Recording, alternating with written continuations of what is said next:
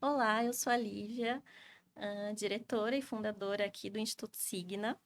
E hoje a gente vai conversar com a professora doutora Camila, que é uma professora da UFSCar, e foi a minha orientadora desde a iniciação científica, né? Cada primeira iniciação, depois outra iniciação, mestrado, doutorado, e agora no pós-doc está me orientando. Então a gente tem essa trajetória É longa verdade. juntas. Mas hoje a gente não vai falar, né, dessa nossa trajetória, a gente vai falar da especialização Vida Independente, que o título mesmo é Especialização em Intervenção Comportamental e Planejamento para a Vida Independente. Então, Cá, conta um pouquinho o que, que é especialização. Ai, obrigada, Lívia. Obrigada pelo convite, obrigada por estar aqui com você. Acho que foi super legal você ter citado, né, essa trajetória, porque, na verdade, apesar a gente veio aqui para falar do curso de especialização, mas o curso de especialização é o fruto de várias coisas que a gente foi fazendo dentro da universidade ao longo aí de quase 20 anos, né? Então, a gente vem trabalhando no âmbito da extensão com famílias e com escolas que lidam atualmente com a população com deficiência, né? Um número cada vez maior de pessoas com deficiência que ingressou tanto nos diferentes níveis do ensino, então fundamental, médio, ensino superior, e também no mercado de trabalho. Então, a gente vem trabalhando, né, com as famílias e com as escolas, tentando de alguma maneira apoiá-los, e a gente vem sentindo constantemente lacunas na formação, né, das Uhum. pessoas, dos profissionais e mesmo das famílias, que leva a um maior estresse, leva a uma maior sensação de falta de controle, né, da situação. E, claro, leva a lacunas nas oportunidades de aprendizagem dessas crianças, e adolescentes e adultos. Então, a especialização ela nasce de uma experiência nossa muito intensa, com pesquisa, com extensão e com ensino. E aí, então, a gente propôs o curso, e você falou bem, né? O título é Intervenção Comportamental e Planejamento para Uhum. a Vida Independente. Isso é legal porque ele é mais um curso, tem vários cursos na área já, mas o nosso curso ele tem a gente propôs alguns diferenciais. Então, por exemplo, acho que interessante, intervenção comportamental, o que que é isso, né? Uhum. Isso significa que todo embasamento teórico da especialização é um embasamento analítico comportamental, ou seja, é um curso todo baseado em ABA. A ABA é a sigla que se tornou mais comumente aceita, né, mais comumente conhecida, é a sigla em inglês que especifica a análise do comportamento aplicada, que é uma ciência, né? Uma ciência que entende que comportamento eles são modificados pelo próprio ambiente, então eles são influenciados pelo ambiente. Então o que acontece antes e o que acontece depois de qualquer comportamento vai influenciar a probabilidade da emissão daquele comportamento. Então, toda a aba está assentado nessa ideia, né, de que o ambiente, se ele for arranjado, se ele for organizado, se ele for estruturado, todas as pessoas conseguem aprender comportamentos novos. Eu acho que é importante dizer também sobre a aba que apesar dela estar mais atualmente conhecida na promoção de comportamentos novos para pessoas com autismo, ela não foi feita para isso, né? Ela é uma ciência que ela visa, do ponto de vista aplicado, atender às necessidades de todas as pessoas. E aí toca num outro ponto do nosso curso, né? Então, no nosso curso, a gente propôs uma intervenção comportamental voltado ao planejamento para a vida independente. A ideia é aumentar a qualidade, a probabilidade de uma qualidade de vida melhor para todas as pessoas, inclusive aquelas com deficiência. E aí, um diferencial disso também, eu acho disso, pensando no nosso curso, é que a gente propõe que esse planejamento possa ser feito nas diferentes etapas da vida do indivíduo. Então, não é um curso proposto para a infância, ou para a adolescência, ou para a vida adulta. Ele é um curso proposto para que os cursistas aprendam a planejar intervenções ao longo de toda a vida, né? Inclusive incluindo as transições que todos nós vamos passar e que são grandes desafios na vida, né? Então, quando a criança sai do infantil, vai para o fundamental, é uma transição importante que implica um desafio novo, implica alegrias, vitórias e tudo mais, mas implica desafios. A mesma coisa do Fundamental 1 para o 2, e assim sucessivamente. Talvez a grande transição em termos escolares seja a finalização dela, né? E vai para o mercado de trabalho. Então, a ideia de planejamento de apoios necessários é você poder planejar, inclusive, preventivamente, né? Então, você acompanha uma criança, seja como mãe, seja como professora, seja como clínica, o que é que seja, e você pode ir planejando apoios de maneira remediativa, a ajudar a superar dificuldades, mas de maneira preventiva também, ajudando, já planejando suportes necessários, por exemplo, nessas transições. Então, acho que o nosso curso tem esse diferencial, ele é pautado na aba, como vários outros cursos que tem, né, disponíveis, mas ele traz esta complementação em relação a conhecer melhor sobre o desenvolvimento humano em si, né? Então, quais são os marcos, os desafios esperados aí nas várias etapas do desenvolvimento. Em relação a conhecer ou a lembrar, né? Ou trazer o conhecimento da inclusão como um todo. Então, o que marca esse processo de inclusão, tanto social quanto educacional. Então, ele traz esse conhecimento e o planejamento centrado na pessoa, né? Que então vai trazer todo o contexto daquela pessoa, os valores das famílias, os valores dos lugares em que ela mora, o que é valorizado naquela comunidade, o que não é. Então, acho que daí sim a gente tem um diferencial aí na nossa proposta de curso. Nossa, é um diferencial super importante mesmo, até esse olhar para a família, né, Ká? O quanto que tá escrito lá na proposta do curso, quanto a família é importante, né? Para a promoção da autonomia da vida independente, né? Que a vida independente não é, então, ausência de suporte, pelo contrário, né? É um suporte planejado, é esse apoio que a pessoa tem para poder ter essa autonomia, né? E como é que é, então, a importância da família, né?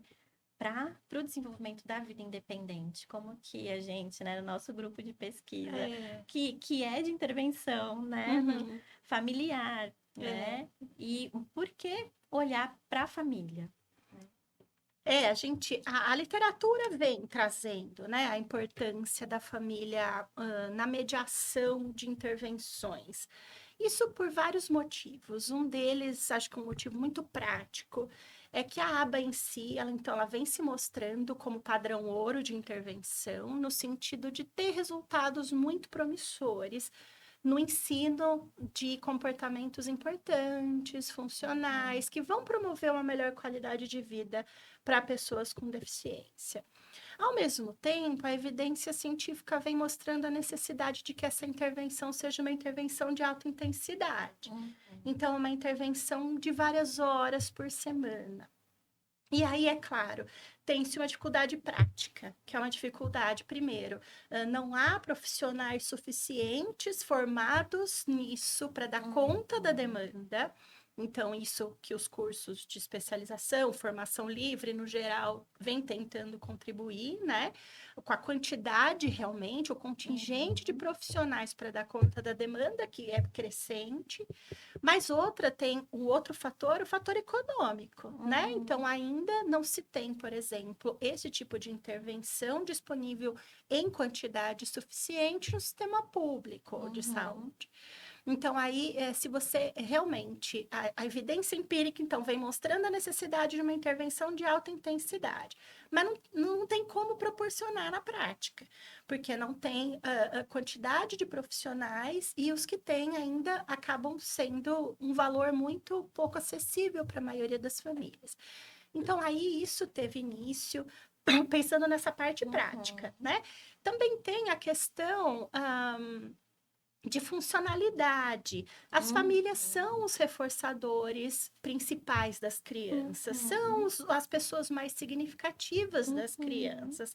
Então, é claro que as famílias saberem brincar, saberem lidar com crise, saberem antecipar e evitar crises, não é só gerenciar, né? Isso vai ajudar bastante no bem-estar dessa família no geral. Vai ajudar na aprendizagem da criança, vai ajudar no bem-estar da família no geral.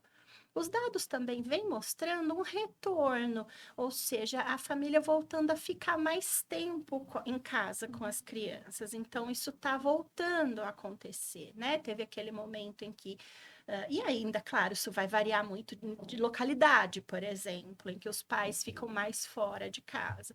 Mas tá tendo um retorno dessa família numa convivência mais íntima. Então, por exemplo, a probabilidade de que as crianças tenham oportunidades de aprendizagem em quantidade suficiente é uma coisa que a família pode proporcionar.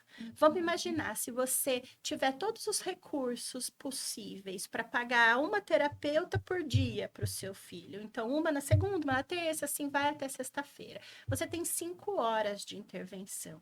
Se a criança passa em casa com pessoas adultas 5 horas por dia, o que é um valor, um número bem pequeno, esse número já é bem maior do que essa intervenção que ele vai receber fora, né?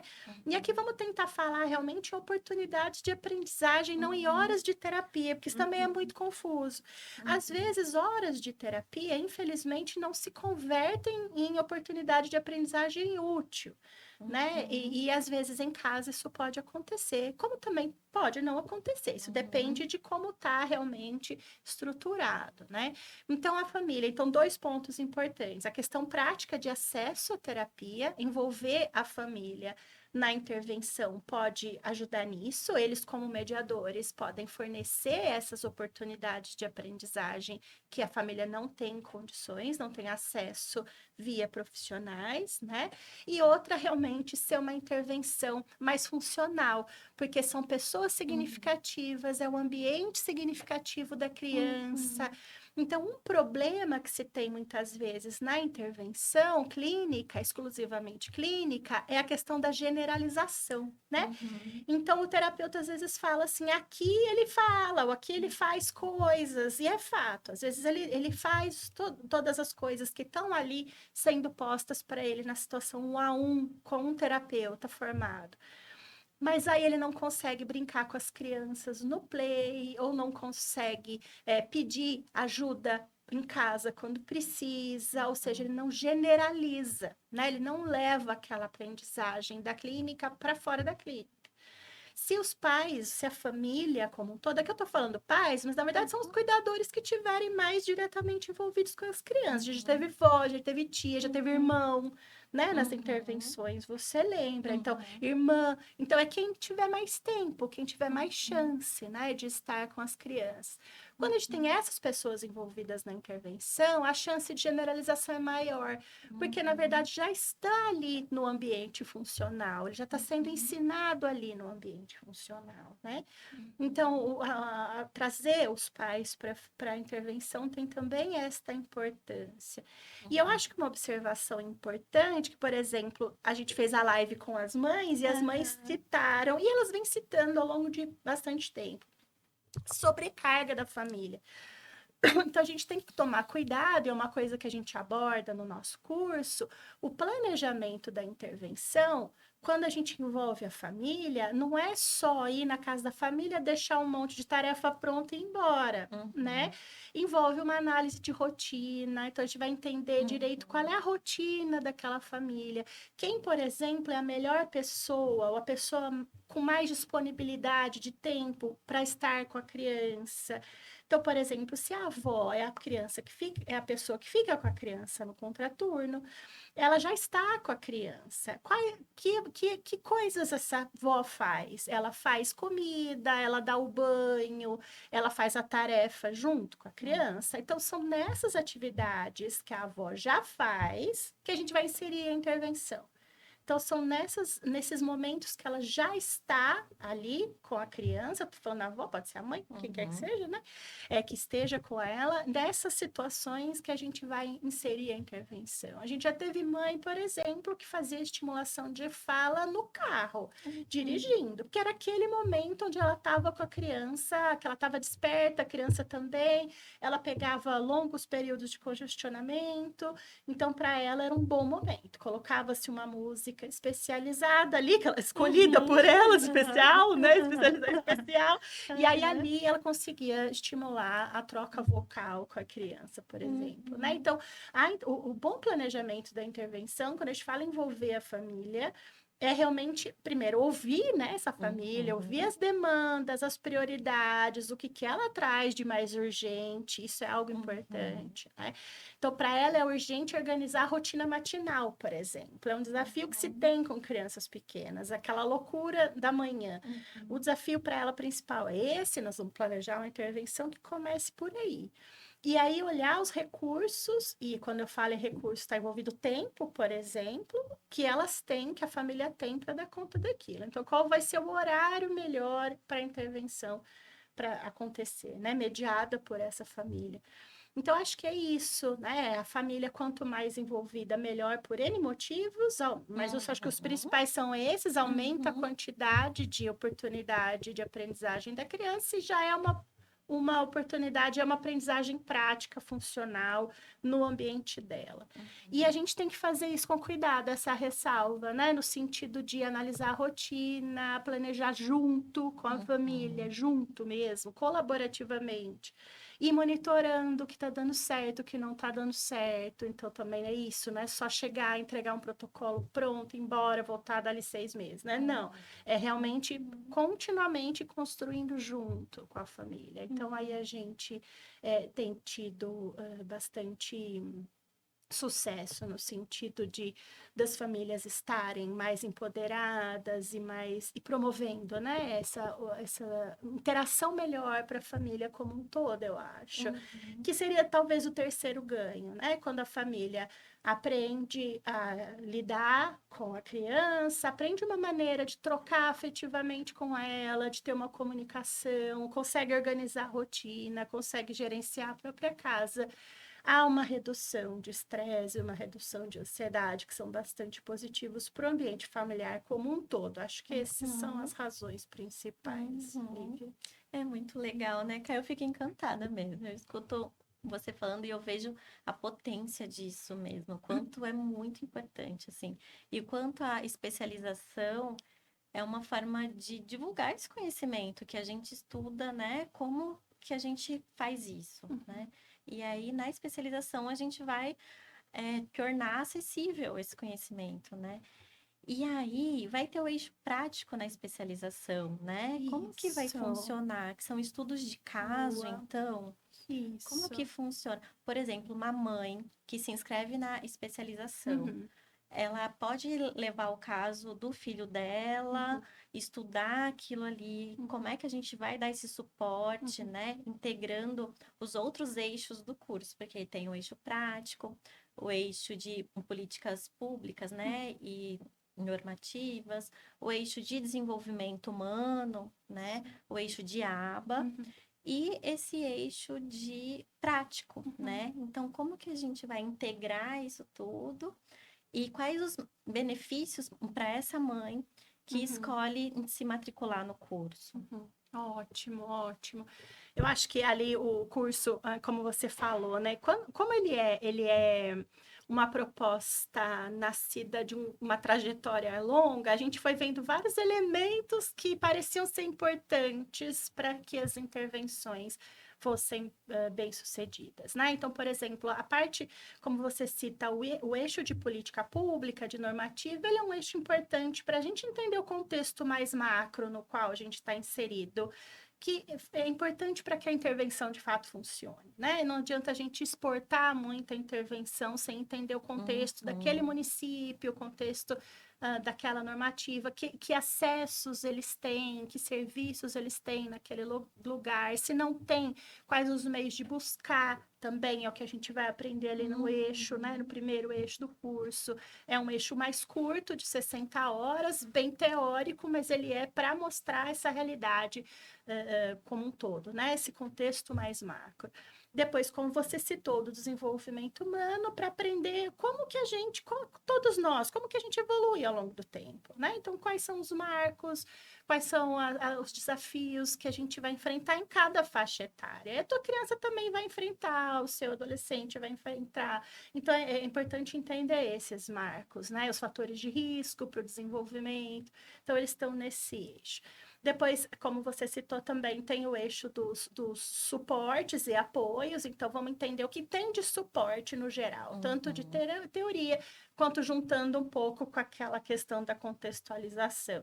Então, tem aí, né, nessa escola específica, como que esse EE trabalha, como ele pode trabalhar, o que diz a legislação.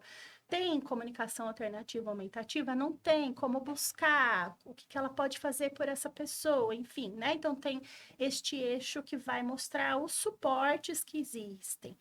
Aí o eixo da análise do comportamento, como você disse, onde a gente vai, então, entender a teoria e a prática, né, da análise do comportamento, análise funcional, como que faz um planejamento de intervenção, e aí sim chega, né, na sua pergunta, eu dei uma volta para chegar, aí chega na sua pergunta do eixo prático. Então, no eixo prático, a gente espera amarrar todos esses itens dos eixos anteriores, com casos concretos.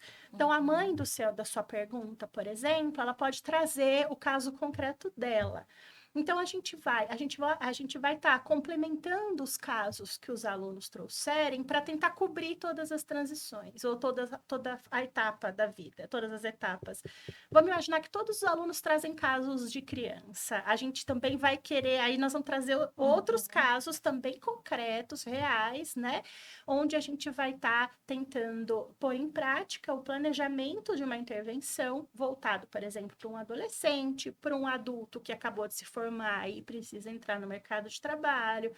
Então, voltando no exemplo da mãe que você traz, a gente vai analisar o caso do filho dela como um caso real, claro, com autorização da família, com todo o sigilo que ela trouxer, né, em termos de nomes e tudo mais. E aí a gente vai montar uma intervenção na prática, olhando qual é o contexto macro. Então, qual é a escola? Tem o AE, não tem? O que esse AE faz? Tem que terapias recebe? E aí fazer este planejamento de intervenção, considerando tudo que foi tratado antes. Qual é o momento do desenvolvimento da criança? A criança tem 4 anos, o que as crianças de 4 anos sabem fazer, quais dificuldades elas têm, né? Então, a gente junta tudo isso na análise realmente de caso concreto. Então, foi importante você citar isso, porque um diferencial que eu vejo no nosso curso em relação a cursos que também estão contribuindo nessa área é a quantidade de alunos. A gente quer uma turma pequena que a gente possa fazer isso, né? Então, que a gente possa, por exemplo, ao longo das 150 horas de discussão de caso, a gente possa olhar todos os casos que os alunos trouxerem, porque a nossa turma é pequena. Então, a gente vai ter a chance desse acompanhamento bem próximo ao aluno. Que legal, Camila. Isso realmente me brilha os olhos, assim. É, Eu né? fico muito feliz de fazer parte disso também. E eu acho que a gente cobriu, assim, conversou um pouco sobre a especialização, que era o nosso objetivo, né? E eu queria também fazer um convite para quem quiser conhecer a especialização, entra no Instagram, né? Especialização Vida Independente para conhecer um pouco mais e também se inscrever, né? Quem tiver curiosidade de conhecer mais, de participar disso também e contribuir, né, para melhorar realmente a qualidade de vida de muitas pessoas, assim, é um conhecimento muito rico que eu sou apaixonada, né? E que a gente está com essa formação, as inscrições estão abertas até o dia 3 de março. E as atividades já iniciam no dia 7 de março, com as aulas no dia 14. Então, já está logo aí. E quem se interessar, fica o convite, então, de entrar no Instagram ou ir direto no site Box UFSCar, colocar especialização em intervenção comportamental e planejamento para a vida independente e se inscrever. Então, fica o convite. Muito obrigada, Camila, por você ter vindo. Obrigada a a gente estar você, aqui Lívia. conversando. Então, tá bom, gente. Até mais. Então, até o próximo episódio do podcast do Instituto Signa. E até lá.